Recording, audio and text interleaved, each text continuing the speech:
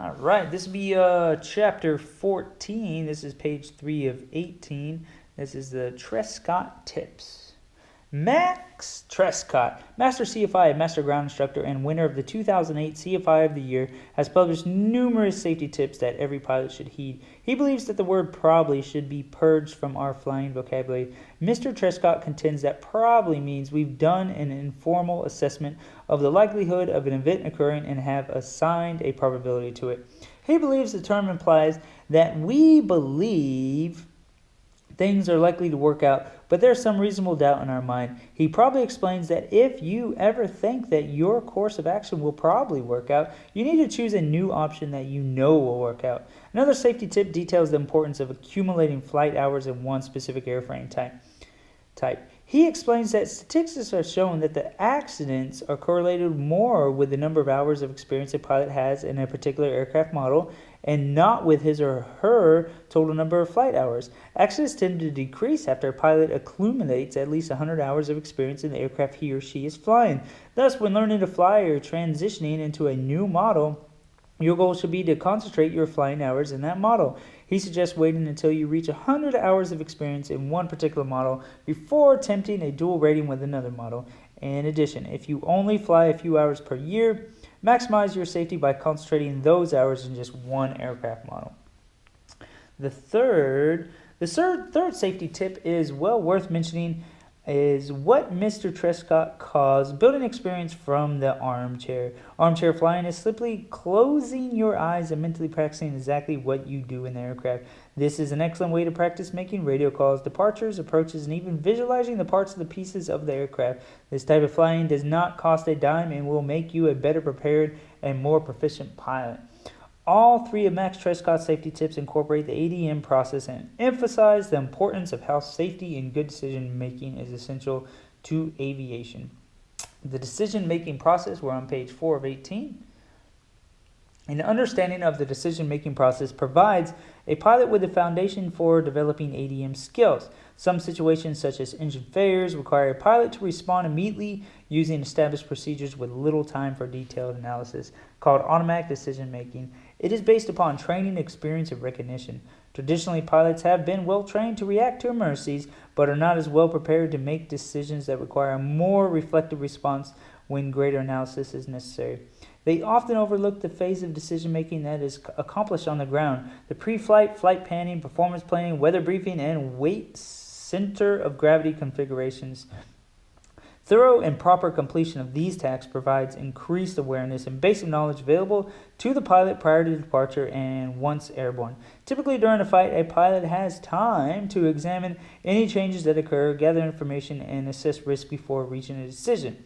The steps leading to this conclusion constitute the decision-making process. Defining the problem. Defining the problem is the first step in the decision-making process, and it begins with recognizing that a change has occurred or that an expected change did not occur. A problem is perceived first by the senses, then is distinguished through insight, self-awareness, and experience. Insight, experience, and objective analysis of all available information are used to determine the exact nature and severity of the problem. One critical error that can be made during the decision-making process is incorrectly defining the problem. While going through the following example, keep in mind what areas led up to the event. What planning could have been completed prior to departing that may have led to avoiding this situation? What instructions could the pilot have had during training that may have better prepared the pilot for this scenario? Could the pilot have assessed potential problems based on what the aircraft felt like at a hover? All these factors go into recognizing and change and the timely response. While doing a hover check after picking up firefighters at the bottom of a canyon, a pilot realized that she was only 20 pounds under maximum gross weight. What she failed to realize was that the firefighters had stowed some of their heaviest gear in baggage compartment, which shifted the center of gravity slightly behind the aft limbs.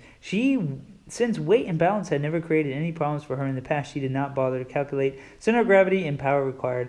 She did try to estimate it by remembering the figures from earlier in the morning at base camp.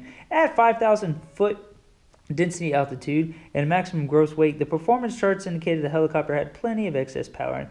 Unfortunately, the temperature was 93 degrees Fahrenheit, and the pressure altitude at the pickup point was 6,200 feet DA, which equals 9,600 feet.